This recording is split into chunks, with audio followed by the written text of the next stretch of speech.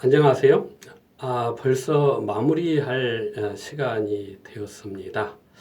지난 5강까지 강의를 했는데 어떻게 의미 있는 시간이 되었는지 모르겠습니다. 아무튼 이번에 저와 같이 공동 저자로 참여하신 분도 계시지만 참여 못하신 분들도 앞으로 계속 글을 쓰셔서 빛나는 저자의 명성을 얻기를 바랍니다. 그래서 오늘은 마무리하는 차원에서 원고를 어떻게 교정하고 교율하는지를 설명드리고자 합니다. 말글쓰기로 출판 원고 작성하기, 출판용 원고 만들기, 교정, 교열에 대해서 말씀드리겠습니다. 우리가 출판 원고를 작성한다는 것은 책을 만든다는 얘기겠죠. 우리가 일반적으로 책 하면은 종이책부터 먼저 떠오를 겁니다. 근데 종이책과 전자책은 큰 차이가 있습니다. 종이책은 글자, 활자를 이렇게 고정이 되어 있지만 전자책은 보는 사람이 전자책의 글자체를 바꾼다든가 아니면 글자 크기를 바꿔버리기 때문에 이러한 규격에 대한 것이 종이책의 규격에 대한 것이 큰 의미가 없습니다. 그래서 종이책과 전자책의 큰 차이점은 뭐냐면은 종이책은 페이지 수가 있습니다. 근데 전자책에는 페이지 수가 없습니다. 그러면 전자책에서는 페이지 없이 내용을 어떻게 찾을까? 키워드로 찾는 것입니다. 그래서 여러분들이 전자책을 쓸 때 책의 제목이랄지 내용 제목도 아주 중요하게 작용할 수 있다는 것입니다. 그래서 출판사마다 원고 판형이 약간씩 다를 수가 있습니다. 그래서 제가 여러분들하고 같이 사용했던 전자책의 판형은 어떤 형식으로 제가 전자책을 교정, 교열을 했냐 하면은 이런 식으로 했습니다. 이펍에서 추천해줬던 출판사 판형을 사용을 했었고, 그 다음에 글자체는 코펍체를 사용을 했고, 글자 크기는 제목은 14포인트, 내용은 12포인트, 혹시 주석이 필요할 때는 주석은 제가 8포인트로 했습니다. 그래서 이렇게 해서 출판 전에 원고를 제출 전에 수정도 하고 그랬는데, 자가 수정을 하는데 자가 수정은 맞춤법과 문장 수정을 했습니다. 그 다음에 한글도 역시 마찬가지로 한글 홈페이지에 들어가 보면은 도구 맞춤법 검사라는 것이 있고, 워드도 마찬가지입니다. 검토 맞춤법 문법 검사하면은 자동으로 전자 수정이 됩니다. 또 한 가지는 전번 시간에도 읽어보시라고 했었는데 읽어보는 방법도 있습니다. 그래서 혀가 꼬이는지 안 꼬이는지. 또 한 가지는 이렇게 읽다 보면은 굉장히 짜증나기도 합니다. 거의 누가 읽어보는 사람은 자기 글을 자기가 소리내서 크게 읽지 않습니다. 그래서 또 한 가지 방법은 어떤 것이냐면 전자 읽기가 있습니다. 팝하거나 구글 번역기, 기타 다른 앱으로 읽게 만들면은 충분히 기계가 읽어주는 것을 들어서 어느 것이 오자 났는지 탈자가 났는지 알 수가 있고, 문맥이 이렇게 맥락이 잘 됐는지 못 됐는지 이렇게 유추할 수가 있습니다. 자, 오늘은 이 세 가지에 대해서 이 얘기를 해볼까 합니다. 그래서 원고 수정에는 교정과 교열이 있는데, 교정은 무엇이고 그러면 교열이 뭘까? 그 다음에 또 한 가지는 윤문, 또 한 가지는 대필, 이런 것들이 많이 떠오릅니다. 자, 교정이라는 것은 오탈자 얘기하는 겁니다. 교열이라는 것은 사회에 문제가 될 만한 단어가 있는지, 이상한 맥락이 있는지, 반하는 것이 있는지, 그런 것들을 교열이라고 하고, 윤문은 말 그대로 문장이 반짝반짝 빛나게 하는 겁니다. 그래서 이렇게 윤문 대필 작가도 있고 그럽니다. 그런데 제가 추구하는 것은 공동 출판의 이유는 뭐냐면은 여러 사람 참여자들이 여러 시각으로 본다면은 충분히 이러한 것들을 할 수가 있다. 그래서 우리는 스튜던트이지만은 티처도 된다. 그래서 튜처라는 것을 이렇게 지향하고 있습니다. 그래서 PC에서 어떻게 교정 교육을 했는지 한번 보도록 하죠.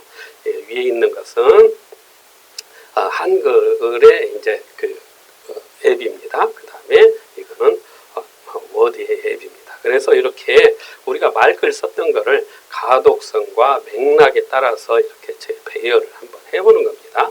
그 다음에는 맞춤법을 어떻게 수정을 할 건가 워드부터 한번 보겠습니다. 자, 워드 이렇게 합니다. 이렇게 했을 때 여기 앞에 보면은 맞춤법 검사라는 것을 키워드를 터치를 하면은 이렇게 잘못 써진 글이 이렇게 딱 나옵니다. 나와가지고 어떻게 고칠 거냐라고 묻습니다. 그래서 이걸 선택을 해서 선택을 하면은 이렇게 자동으로 고쳐지게 마련입니다. 또 한 가지 한글도 마찬가지입니다. 한글도 맞춤법 검사하면은 이렇게 다 이렇게 고칠 수 있습니다. 아주 간단한 방법이죠. 그런데 이렇게 했다 하더라도 문장을 다 읽어보기라는 것은 참 힘듭니다. 정독하는 거는 눈으로 이렇게 정독하는 거는 할 수 있지만 소리 내서 읽는다는 것은 우리가 습관이 잘 안 돼서 잘 읽기가 어렵습니다. 그래서 제3자한테 읽어달라고 해도 좀 그것도 미안한 노릇이고, 그래서 우리가 스마트폰에다가 읽어달라고 하면 됩니다. 어떤 식으로요? 자, 이런 식으로 하면 됩니다. 읽고 교정 교열하기. 파파고나 구글 번역기를 다운받으셔서 이거를 이용하면 됩니다. 그래서 이 위에 있는 거는 구글 번역기가 있고 밑에는 파파고가 있습니다. 둘 중에 하나 해도 충분히 가능합니다. 어떤 식으로 하느냐 하면은 이미 앞에서 이러한 기법들은 많이 익숙하게 다뤘죠. 자, 파파고로 읽기 하면은 여기에 있는 그 메모장이나 그런 데 있는 거를 이렇게 선택해서 파파고를 열고 여기다 붙여넣기 하면은 이렇게 문장이 이렇게 쓰여지고 여기에 위에 확성기가 나타납니다. 확성기를 터치를 하면은 자동으로 읽어줍니다. 역시 구글도 마찬가지입니다. 구글도 이렇게 해서 선택해서 복사해서 붙여넣기 하면은 구글도 역시 위에 있는 확성기를 터치를 하면은 자동으로 읽어주니까 그거를 듣고 하나씩 이렇게 뭐가 잘못됐는지 우리가 유추할 수가 있지요. 그래서 그거의 맥락과 구성을 어떻게 고칠 것인지 한번 생각을 해보는 것도 좋을 것 같습니다. 그래서 글쓰기의 원칙과 단계를 한번 본다면은 이거를 아시는 분들은 많이 아실 겁니다.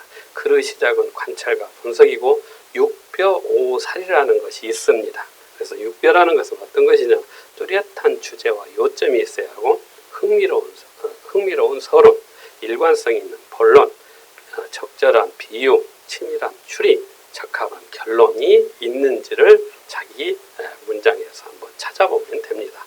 오살이라는 것은 조금 더 덧붙이라는 얘기죠. 그래서 꾸준히 하고 되게 하고 그 다음에 리듬 타기 3, 4조나 7호조로 이렇게 해주면 되겠죠. 단정 내리기, 그 다음에 섬세하게 디테일이라는 얘기죠. 그런 것들을 한번 생각해 보는 것도 좋겠습니다. 또 한 가지 더 디테일로 들어가서 글쓰기 원칙은 어떤 것이냐면 사람의 온기가 있어야 하고 자연스러워야 합니다.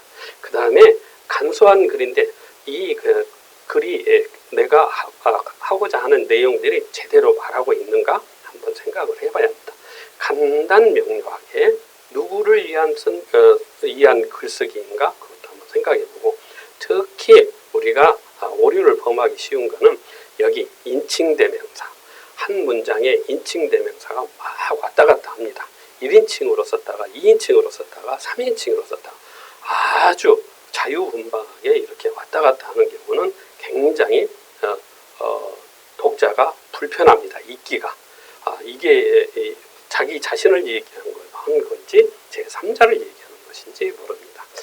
일단은 여러분들이 이렇게 교정 교열을 하면 좋은데 오늘은 마무리 시간으로 그러면은 글쓰기를 언제까지 할 것인지 어차피 시작을 했으니까 계속 글쓰기를 하는 것이 좋을 것 같습니다. 특히 글쓰기는 나이가 들어감에 따라서 할 수 있는 일 중에서 가장 좋은 일이라고 저는 생각을 합니다. 그래서 일본의 작가 최고령 시인을 한번 제가 소개해 드리려고 합니다. 시바타 도요 이분은 이미 돌아가셨는데 101세에 돌아가셨는데 92세에 쓰기 시작해서 98세에 데뷔해서 101세에 영면하셨다고 합니다. 이분이 사실은 몇 년 전에 굉장히 큰 센세이션을 세계적으로 있었죠. 또 한 가지는 이분도 역시 마찬가지로 그 유명세를 타고 유엔에 가서 연설까지 했던 분이기도 합니다. 그런데 이분의 이제 글 시도 보면은 이렇게 약해지지 마라는 것이 대표적인 시인데 굉장히 평범하면서 이렇게 사람의 온기를 느낄 수 있는 시라고 생각을 합니다. 여러분들 글을 잘 쓰고 못 쓰는 것보다도 습작이 더 중요합니다. 그리고 한 번 썼다고 해서 그것이 일생일대의 최고 명문은 되지 않습니다. 그래서 한 번 쓰셨으니까 지속적으로 쓰셔서 명문과 베스트셀러가 됐으면 좋겠습니다. 그러한 것들은 여러분들의 사고가 이렇게 많이 있을 겁니다. 사고와 생각, 지식과 관심사, 교훈 이런 것들이 경험과 지혜 이렇게 많은 것을 이렇게 내 마음속, 내 머릿속에 담아 있습니다. 그런데 이거 중에서 내가 하고 싶은 이야기가 뭘까? 그럼 누구한테 어떻게 들려줄까? 말로 해줄까? 그림으로 해줄까? 글로 해줄까? 효율적인 방법은 어떤 것이겠습니까? 그래도 책을 내는 것이 좋을 것 같다. 그래서 여러분들이 이런 책을 내서 새로운 세상을 사는 신인류가 되었으면 합니다. 그래서 우리가 항상 저는 이제 강조하고 싶은 것은 어떤 것이냐면은 매몰되지 말자. 현재에 이렇게 매몰되고 있으면 안 된다. 오픈마인드로 해서 새로운 것을 찾고 그 다음에 배우고 가르치고 변하면 됩니다. 그래서 우리가 나누면 됩니다. 공유하자는 얘기죠. give and take이지 take and give가 아닙니다. 먼저 주어야 내가 받을 수가 있습니다. 그래서 기여하는 사회로서 사회의 변화가 잘 건설적으로 이렇게 변화됐으면 좋겠습니다. 어쨌든 저하고 6강을 이렇게 같이 지냈는데 6강을 지내면서 글을 쓰신 분도 있고 지금 막 쓰려고 하신 분도 있으실 겁니다. 계속 쓰시길 바라고 쓰신 원고는 저한테 보내시면은 책으로 엮어서 저자의 명예를 취득하시기 바랍니다. 그래서 지금까지 6강을 들어주셔서 감사합니다. 다음에 오프라인에서 또